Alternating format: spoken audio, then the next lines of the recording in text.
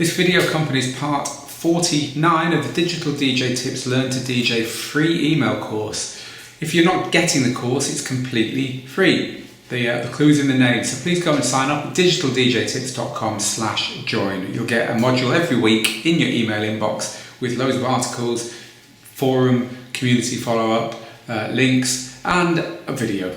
So today's video, we're talking about making money from your DJing.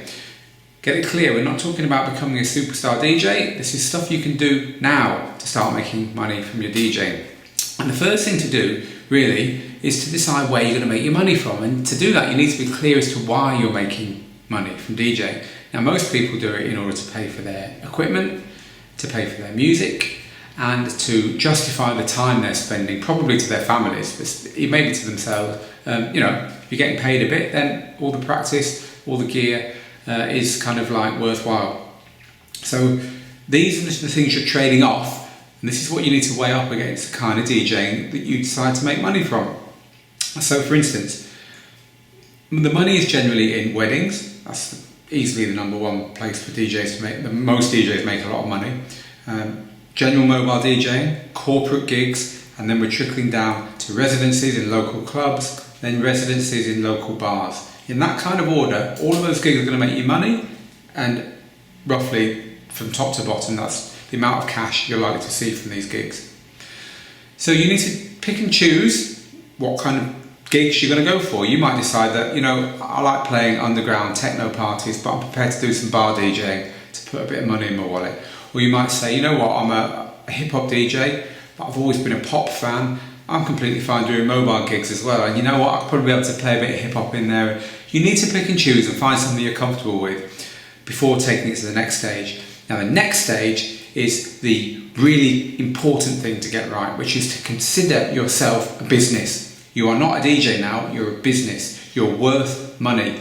People pay for what you do. It's very hard as a DJ, as someone creative, as someone who loves and has got passion for the music, to get that into your head, because you feel worthless. You feel like you're a fraud. You feel like you shouldn't really be DJing, that someone somewhere is just letting you do it for a little while. And you need to get all those insecure artist thoughts out of your head. Look, I'm an artist who deserves to be paid for what I do, and I have equipment and I have costs, and I need those covering and then a little bit extra for me to make it worth my while.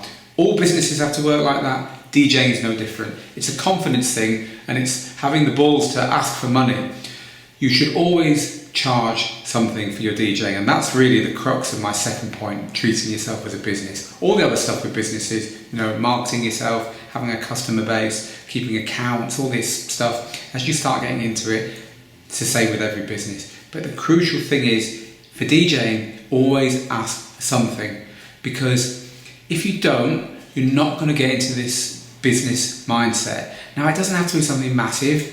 For instance, there's beach bars here where I live. I live in the south of Spain on the coast. There's beach bars I can get paid for DJing in, but there's beach bars that I absolutely adore. They're in idyllic little places where the sun goes down in the distance, and there's a really cool crowd of 20 mojito drinking locals, and just me playing some dub reggae. Or it's the middle of winter here in Spain at the moment, but I'm already a little bit nostalgic for it. Anyway, there's these kinds of places I can't get paid for DJing at, but you know what? They look after me.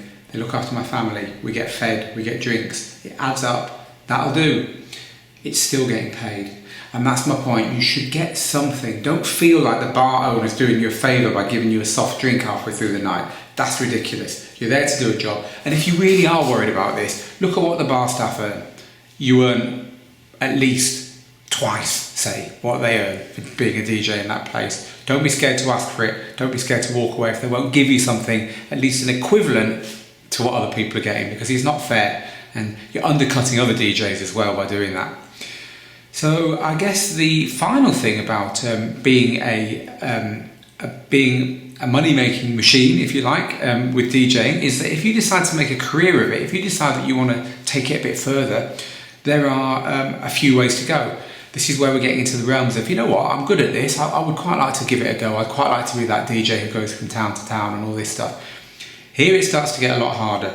The three kind of main routes into doing this are you could become a radio DJ, get your name on the radio. People always book radio DJs because they can get a crowd down.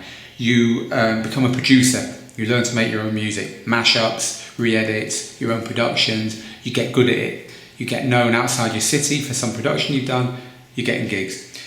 And the third way is to become a promoter, to promote your own events. Because if you promote your own events, you can be a promoter DJ. You can warm up, you can end the night, you can book guest DJs who you admire and play alongside them, get your networking going, get your contacts going.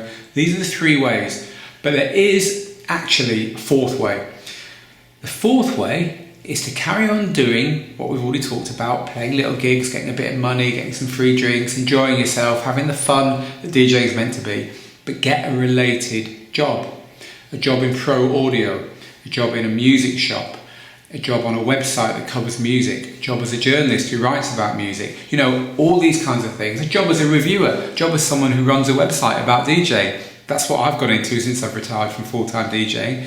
Get something related which allows you to still have an outlet for your passion for music while earning you the money that kind of supports your underground dubstep and digidub sets, which are always going to be what's in your heart, but which probably aren't going to make you enough money to live on as you go forward. So that's the final thing to think about, getting a related job.